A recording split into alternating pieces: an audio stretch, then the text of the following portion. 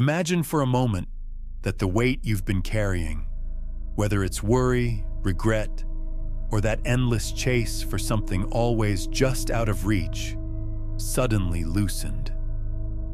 The Buddha called this possibility Nirodha, the cessation of suffering. It isn't about escaping life or pretending pain doesn't exist. It's about realizing that suffering isn't a permanent tenant in your heart. It's more like a house guest you've been feeding and entertaining for too long. When you stop setting the table for it, it eventually leaves. There's a verse in the Dhammapada that says, "The craving of one who lives heedlessly grows like a creeper." He jumps from life to life like a monkey searching fruit in the forest. It's such an unflattering but honest image. Most of us live like that monkey, swinging from desire to desire, never resting, never satisfied. Nirodha is the quiet recognition that you don't have to keep swinging. You can actually let go of the branch. Zen masters often had a knack for cutting straight to this truth. There's a story about a monk who came to Master Umman and asked, "What is Buddha?" Umman simply replied, "A dried shit stick." Crude, maybe even offensive at first glance, but that's the point. The monk expected something lofty, and instead, he was told, "Stop clinging to grand ideas. Stop chasing enlightenment like it's some perfect jewel. Freedom is found in stripping away illusions, not in decorating them." If that sounds abstract, think of how it plays out in everyday life. Imagine you're holding a hot coal. You're in pain, your hand is burning, but you keep holding it because you believe dropping it means losing something precious. Nirodha is the moment you realize the only sane choice is to let it go. The coal was never a treasure. You don't need to carry it anymore. But here's where it becomes practical. Letting go doesn't mean indifference. It's not shutting down your emotions or becoming numb to the world. A Zen teacher once said, "The great way is not difficult for those who have no preferences." That doesn't mean you stop caring about beauty, love, or joy. It means you stop clutching them so hard that they slip away. Think about water in your hand. The tighter you squeeze, the faster it runs out. Hold it gently, and it stays with you. Nirodha teaches us to live gently with life, to allow joy without trying to chain it down. There's a story about a man chasing his own shadow. He ran and ran, faster and faster, trying to catch it, but of course he never could. Exhausted, he finally stopped to rest under a tree. Only then did he realize his shadow was always with him. The more he struggled, the more it eluded him. Suffering is like that shadow. You don't escape it by running harder. You end its grip by pausing, by understanding, by seeing through its nature. You might ask, is that really possible? Can suffering truly end? The Buddha's answer was clear. In the Samyutta Nikaya, he said, "Whatever is subject to arising is subject to cessation. Everything that begins, ends. That includes craving, that restless hunger that fuels suffering. It's not some eternal curse branded on humanity. It's a process, and processes can stop. Just as a fire dies when you stop feeding it wood, suffering ceases when you stop feeding it craving. Think about the last time you finally forgave someone, or released a grudge you had carried for years. That sense of lightness, that's a taste of Nirodha. Or recall when you stopped obsessing over something you thought you couldn't live without, only to find life became easier, even fuller, once you let it go. Those are small glimpses of what cessation feels like. They show us it isn't just a lofty ideal for monks in caves, but something real and attainable in daily life. Zen master Thich Nhat Hanh often taught that peace is every step. He said, "People usually consider walking on water or in thin air a miracle, but I think the real miracle is to walk on earth." That's Nirodha in practice.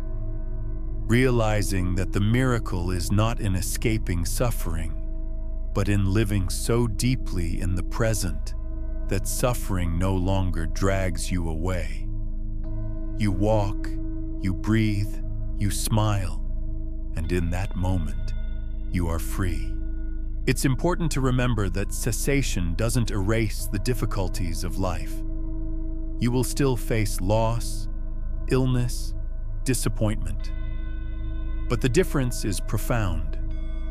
Without clinging, those experiences no longer define you. They pass through you like clouds drifting across the sky instead of storms that drown you. The poet Ryokan once wrote, "The thief left it behind, the moon at my window."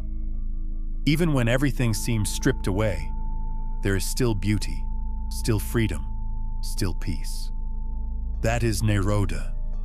As we sit with this truth, it becomes clear that cessation is less about achieving something new and more about uncovering what's always been here. Like polishing a dusty mirror, the clarity isn't created, it's revealed. The Buddha didn't invent freedom. He pointed out that it's been hidden under the weight of craving and attachment. When those fall away, the natural state of the heart is luminous, unbound. And so, when we speak of the noble truth of the cessation of suffering, we are speaking about returning home. Not to a new destination, but to the place within us that was never broken in the first place. It's the home you forgot you had while chasing shadows. It's the silence beneath the noise, the stillness beneath the restless sea.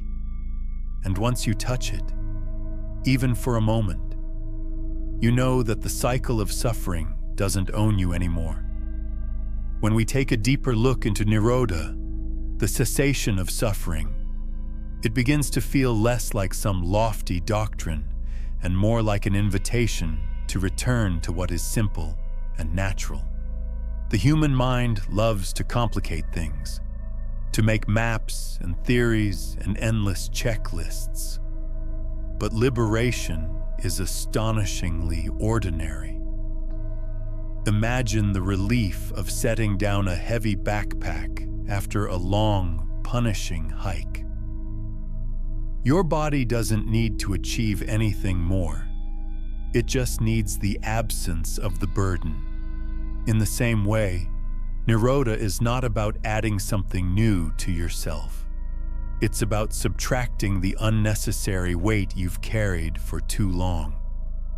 There's a passage in the Udana where the Buddha describes the state beyond suffering as unconditioned, unborn, unbecome, unmade. Words like these can feel strange, almost cryptic, but what they point to is the space of freedom that opens up when craving is gone. It is not a thing you can hold or display. It's a silence, a vastness, a kind of coolness after fire. Zen masters love to convey this with images from everyday life. One teacher described it as a breeze in the pine trees, another as the sound of the stream at midnight. They weren't giving riddles. They were saying, liberation is this ordinary, this present, when your heart no longer twists itself in knots of desire and resistance. Think of a glass of muddy water. If you keep stirring it, the water never clears. But if you let it sit, the mud settles, and clarity appears by itself. The mind works the same way. We stir it constantly with grasping, with I want this, I don't want that. Nirodha is the stillness where the mud settles. Clarity isn't manufactured. it's revealed. A Zen story tells of a student who asked his master, "How can I enter enlightenment?" The master replied, "Who is it that binds you?" The student suddenly realized that no one was chaining him but himself. The moment he saw that, the chain dissolved. To make this less abstract, imagine a moment in your life when you stopped fighting with reality. Maybe it was during grief, when you finally allowed the tears to flow instead of holding them back. Maybe it was during a failure, when you realized the world didn't end and life kept unfolding. In those moments of surrender, a strange kind of peace often arises. That's not weakness. That's the taste of cessation, the end of resistance, the end of struggle. But Nirodha isn't about giving up on life or becoming passive. Far from it. When you let go of clinging, what remains is not emptiness, but fullness. Joy arises not because everything is perfect, but because you are no longer demanding perfection. There's a famous Zen saying, "Before enlightenment, chop wood, carry water. After enlightenment, chop wood, carry water." Life goes on. You still cook meals, answer messages, pay bills. But the difference is profound. You do it with a heart free from the grasping that used to suffocate you. Each task becomes alive, fresh, unburdened. Consider the way we chase happiness in modern life. We think, when I get that promotion, I'll be content. Or when I buy this new phone, I'll finally feel satisfied. But contentment keeps slipping away because it was never hidden in those things to begin with. Nirodha points out the simple truth. Stop running after the horizon because the horizon keeps moving. Freedom is not out there. It's the moment you stop the chase. In the Pali Canon, the Buddha used the image of extinguishing a flame, not extinguished into nothingness, but into coolness, into rest. That is why Nirodha is sometimes called the peace beyond understanding. Zen master Bankei once said, "The unborn Buddha mind is always bright and shining. You, right now, have this mind, just as it is." He was reminding us that liberation is not something to be attained in the future. It is already here, waiting beneath the surface clutter. The work is simply to stop covering it up. Like clouds drifting away from the sun, cessation is revealed when the craving clouds disperse. The sun was never gone. You just couldn't see it. Everyday examples make this more tangible. Have you noticed how good it feels when you finally put your phone down after endless scrolling and you sit quietly for a while? Or how freeing it is to forgive someone after months of replaying arguments in your head? Those aren't small things. They are moments where suffering ceases, where craving for control, for revenge, for stimulation falls away. That relief, that simplicity, that is a glimpse of Nirodha. Not something mystical, but deeply human. In one Zen anecdote, a student asked the master, "What is the path?" The master answered, "Everyday mind is the path." When the student pressed for clarification, the master said, "When you try to direct it, you go astray. When you let it flow naturally, you are at home." This points us again to the heart of cessation. It isn't forced, it isn't engineered, it isn't something you can bully yourself into achieving. It comes through seeing clearly and allowing things to rest as they are. In that resting, craving loses its grip, and what remains is vast and quiet, like the sky after a storm. As you sit with this truth, you may notice a strange paradox. The more you chase after peace, the more elusive it becomes. But when you stop, when you release the chase itself, peace arises on its own. It's like falling asleep. You can't force it, but you can stop interfering. In the same way, the cessation of suffering happens not because you conquer craving with more craving, but because you stop feeding the fire altogether. And when the fire cools, what's left is a gentle warmth, a spacious ease that feels like home. There's a kind of beauty in realizing that Nirodha isn't some far-off achievement, but a shift in the way we meet each moment.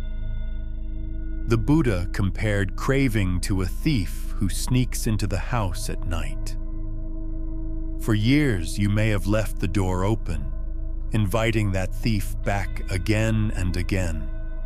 Cessation is the moment you finally close the door. The thief doesn't have power over you anymore, not because you fought him in battle, but because you stopped giving him entry. This isn't the drama of conquest. It's the quiet strength of release. Zen stories often play with this theme in mischievous ways. A monk once asked Master Joshu, "What is the way?" Joshu replied, "Your ordinary mind is the way." The monk said, "How can I find it?" And Joshu answered, "The more you seek it, the further away it goes." Nirodha is like that. The harder we chase after liberation, as if it's a shiny prize, the further it drifts. But when we stop clutching and simply rest in the ordinariness of life, the way opens beneath our feet. Think of times when you've laughed unexpectedly, a deep, unplanned laugh that came out of nowhere. In that moment, you weren't plotting the future or rehearsing the past. You were free, or the quiet after a storm, when the air feels washed clean. That freshness is always there, hidden under the noise of wanting. The Buddha wasn't promising a magical paradise. He was pointing to a truth woven into the fabric of daily life. When grasping ends, peace reveals itself. The way daylight fills a room the instant you open the shutters. There's an old image used in Zen of a man riding a horse. He looks frantic, clinging to the reins as the horse gallops wildly. A passerby shouts, "Where are you going?" The rider yells back, "I don't know. Ask the horse." The horse is our craving, our endless momentum of desire. It drags us from one pursuit to another until we barely recognize our own lives. Nirodha is the moment you step off the horse. At first, it feels terrifying. After all, you've been riding so long you think the horse is you. But once you're on the ground, there is stillness. There is earth beneath your feet. There is freedom to walk your own way. In the Anguttara Nikaya, the Buddha described Nirodha as the supreme happiness. That word, happiness, isn't the fleeting buzz of excitement you get when you win or buy something new. It's more like the deep sigh of contentment when nothing is missing, when nothing more is needed. This is why Zen teachers sometimes smile when asked about enlightenment. They know it isn't fireworks. It's the simplicity of drinking tea, the ordinariness of folding clothes, the peace of breathing without demand. You might wonder how this connects to the struggles you face today. Stress at work, conflict in relationships, the ache of loneliness. It matters because every one of those struggles is amplified by clinging. You want control over your coworkers, recognition from your partner, certainty in your future. When reality refuses to obey, suffering flares. But when craving subsides, the sting softens. A fight becomes just words passing through the air. A lonely evening becomes an opportunity for quiet reflection. Pain doesn't vanish. but it stops ruling you. You stand in the middle of life, unshaken. There's a famous line from the Heart Sutra: Gate, gate, paragate, parasamgate, bodhisvaha. Gone, gone, gone beyond, utterly gone beyond. Enlightenment, hail. It isn't about traveling to another world. It's the chant of crossing over from bondage to freedom, from the restlessness of craving to the vast ease of cessation. Every time you let go of a grudge, every time you stop chasing what was never yours, you taste that gone beyond. It may be small, but it's real. And each taste shows you that freedom isn't theoretical. It's possible right now. Imagine standing by a river. You've been struggling to dam it, to redirect it, to drink the whole flow in desperation. Then suddenly you stop. You let the river move as it will. In that letting go, your exhaustion lifts. You sit on the bank and notice the sparkle of light on the surface, the rhythm of the current. The river hasn't changed. Your relationship to it has. This is Nirodha. Life keeps flowing, but you are no longer drowning in it. You're finally able to rest by the water, calm, unburdened, awake. When we open ourselves to the noble truth of the cessation of suffering, it slowly dawns on us that this is not a philosophy to admire from a distance. It is an invitation to live differently, right here, right now. The Buddha never asked people to believe in theories for their own sake.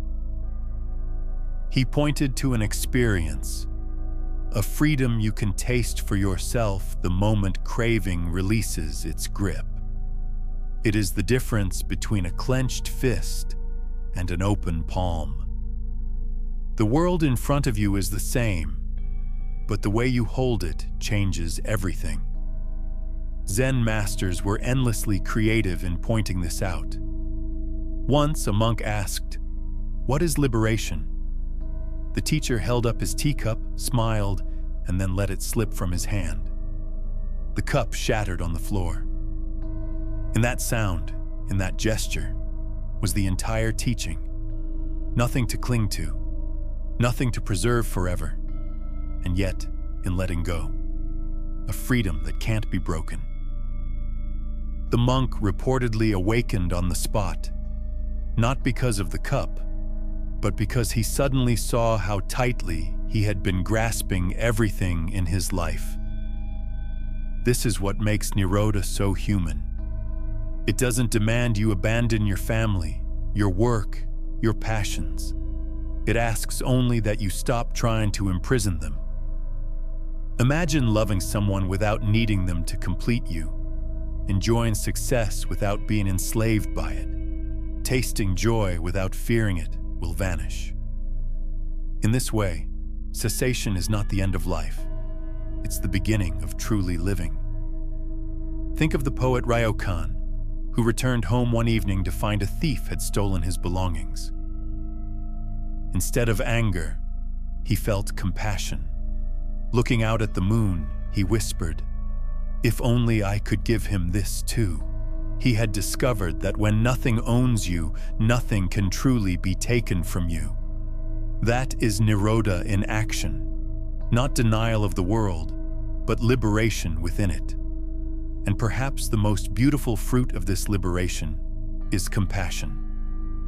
Once you stop being consumed by your own hunger, you notice the hunger of others. Your heart softens.